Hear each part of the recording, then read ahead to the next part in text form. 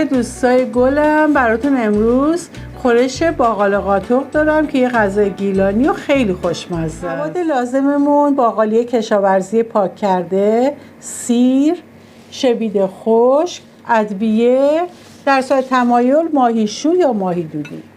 باقالی کشاورزی که اول اینجوری خشک هستش که معمولا توی آب میریزن، به این صورت میذارن یه شب تا صبح کمی خیس بخوره، بعداً پاک میکنن. ولی الان دیگه به صورت آماده هستش که پاک کرده رو بیرون میفروشن که من خودم هم آماده میخرم. شبید خشک کرده هستش که معمولا یا تو بیرون آمادهشو میفروشن یا خودتون تو خونه تابستون خشک کنید. ماهی دودی مایع سفیده که من گرفتم، اینو معمولا نگه میدارم تو فریزر، هر وقت خواستم یه تیکه رو در میارم استفاده کنم. الان ولی ماهی دودی هم به صورت ماهی آزادم ماهی دودی میکنن. سیرم که معمولا من پاک میکنم و پوست میگیرم و میذارم توی قوطی داخل فریزر نگهداری میکنم. باقالی رو میریزم داخل قابلمه، کمی روغن داخلش میریزیم، زردچوبه هم اضافه میکنیم. توی باقالی قاطق زردچوبه رو یکم بیشتر میریزیم. سیرم اضافه میکنیم، میتونید سیرتون رو خرد کنید یا رنده کنید. شویدم چند قاشق میریزیم، همه رو با هم دیگه تفتش میدیم. تقریبا یه 5 دقیقه به همین صورت رو حرارت کم تفت میدیم باقالیمون رو.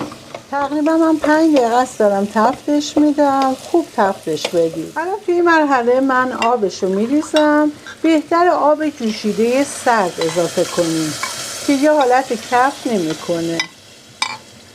2 لیوان نیم ریختم که روشو بگیره. وقتی که باقالیمون شروع به جوشیدن کرد، حرارت رو خیلی کم میکنیم، میذاریم با شعله کم پخته بشه. تقریبا 1 رو بعد بهتون ادامهش رو نشون میدم. برنجم به صورت کته گذاشتم، داره آماده میشه.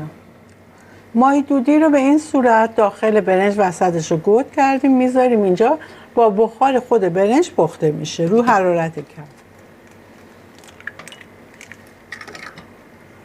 باقالی خورش رو بعد از تقریبا 7-8 دقیقه درش رو باز میکنیم. تخم مرغ‌ها رو از همون اول میریزیم داخلش.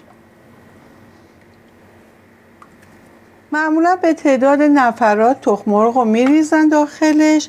به هیچ عنوانم آب دیگه ما همون اول اضافه کردیم اضافه نمی کنیم. میذاریم رو حرارت خیلی کم آروم پخته بشه. این مرحله دیگه باقالی داره آماده میشه. تقریبا الان 7-8 دقیقه گذشته. ببینید باقالی ها رو نباید له بشه. همین نمک هم توی مرحله آخراش میریزیم با کمی هم فلفل.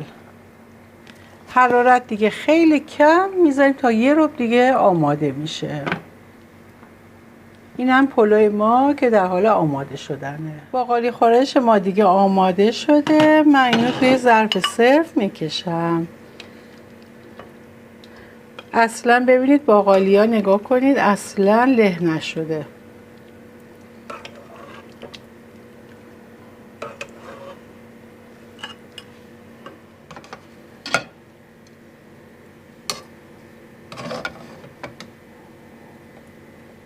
باقالی قاطق ما آماده شدش. با باقالی کشاورزی درست کردم. اینم کته ما با ته‌دیگ خوشمزه‌مون. اینم ماهی دودیمون که روی برنج گذاشته بودم. اینم اشبلشه، اشبل ماهی شوره. اینم ترشی فلفل. اینم سیر سفید صدفی، سیر ترشی، درار و ماسه. یه سفره گیلانی خوشمزه.